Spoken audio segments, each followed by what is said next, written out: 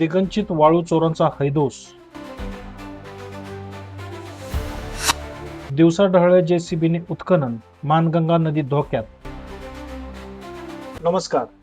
दिगंची परिसरात वाळू चोरीचा मोठा प्रकार उघडकीस येत असून प्रशासनाला न जुमानता दिवसा ढवळ्या जेसीबीच्या सहाय्याने वाळू उपसा सुरू असल्याचा धक्कादायक आरोप ग्रामस्थांनी केला आहे. या वाळू चोरीमुळे मानगंगा नदीपात्रात मोठमोठे खड्डे पडले असून येत्या पावसाळ्यात शेत जमीन खचण्याची भीती व्यक्त केली जात आहे. दिगंची आणि परिसरात सध्या वाळू चोरांचा सुळसुळाट वाढला असल्याचे चित्र आहे. स्थानिक ग्रामस्थांच्या म्हणण्यानुसार काही तस्करांकडून रात्रीच नव्हे तर दिवसा ढवळ्याही जेसीबी आणि ट्रॉलीच्या साह्याने मोठ्या प्रमाणात वाळू उत्खनन केले जात आहे. मानगंगा नदीपात्रात झालेल्या या अनियंत्रित उत्खननामुळे नदीत मोठमोठे खड्डे निर्माण झाले आहेत. त्यामुळे पावसाळ्यात नदीकाठची शेतजमीन खचण्याची भीती शेतकऱ्यांमध्ये व्यक्त होत आहे. या गंभीर परिस्थितीचा निषेध करत दिगंची येथील शेतकरी, ग्रामस्थ आणि विविध राजकीय पक्षांचे स्थानिक नेते एकत्र आले. त्यांनी आटपाडी तहसील कार्यालयात जाऊन तहसीलदार श्रीमती शीतल बंडगर यांना निवेदन देत तातडीने कारवाई करण्याची मागणी केली.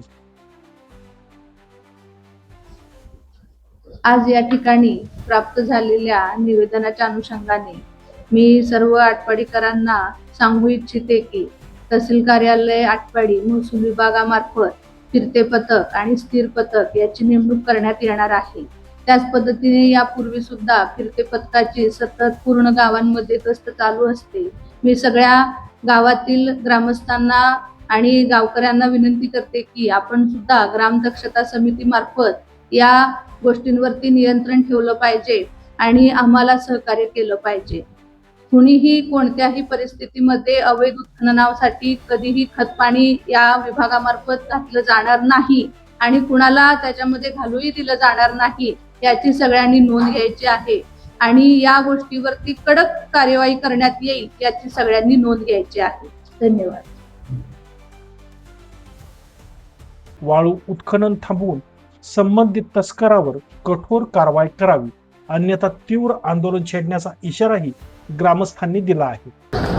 आज आम्ही तहसीलदार मॅडम यांच्याकडे दिगंची वाळूविषयी मानगंगा नदीपात्राच्या वडा मानगंगा नदीपात्र व वडा या दोन्ही ठिकाणी बेकायदेशीर वाळूचा उपसा चालू आहे.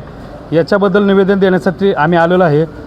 आम्ही तहसीलदार मॅडमकडे मागणी केलेली आहे की ह्या गोष्टीवर तात्काळ कारवाई व्हावी आणि कडक शासन व्हावे असे आम्ही निवेदन द्यावे मागणी केलेली आहे.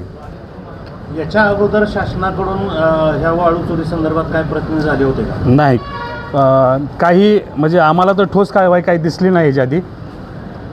यामध्ये प्रशासनाची त्यांना काय साथ आहे असं वाटतं का? अशी शंका येते ना. आता प्रशासन जर कारवाई करत नसेल म्हणजे आज उघड दिवसाही दिगंचित वाळू उपसा चालू आहे आणि महत्त्वाचं जेसीबीच्या साह्यानं चालू आहे.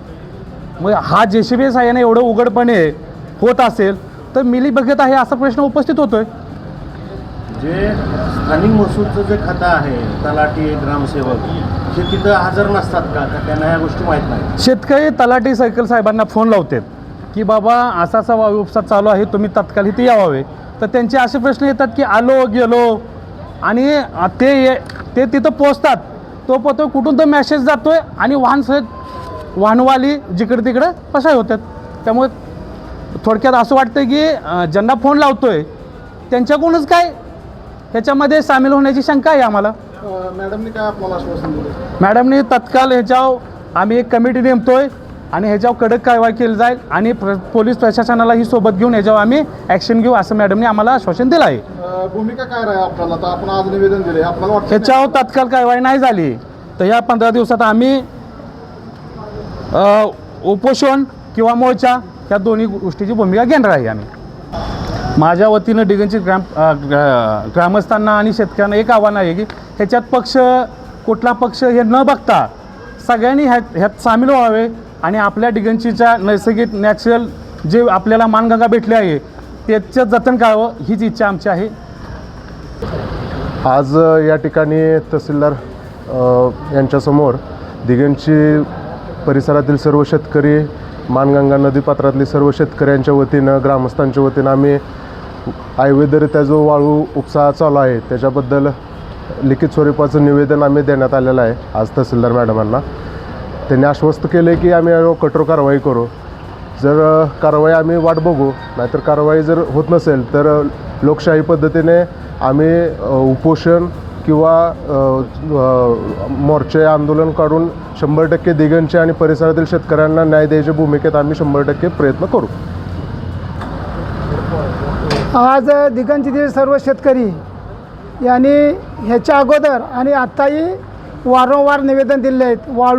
वाळू उपसा होतो आहे दिगंजीमध्ये भरपूर प्रमाणात, आणि तो उपसा असा होतो आहे की ट्रॅक्टर आणि JCBच्या साहाय्याने मुबलक प्रमाणात रात्रदिवस ट्रॅक्टरने वाळू वाढतात आणि ह्याच्यावर महसूल विभागाचा कसला ह्याच्या वाच नाही.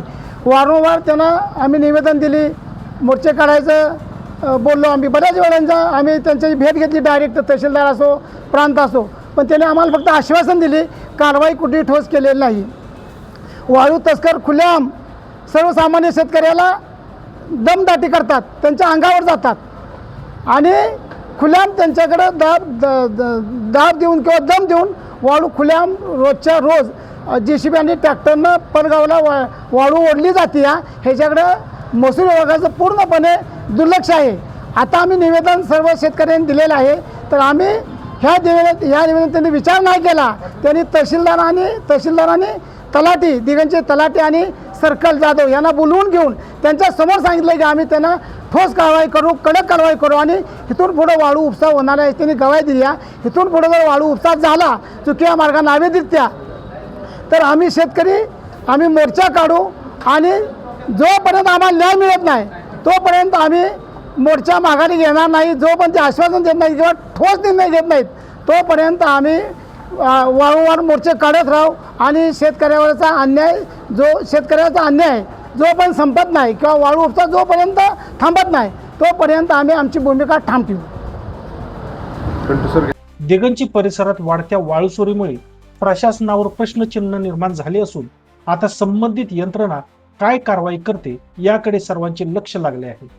Bureau report, Marathi times.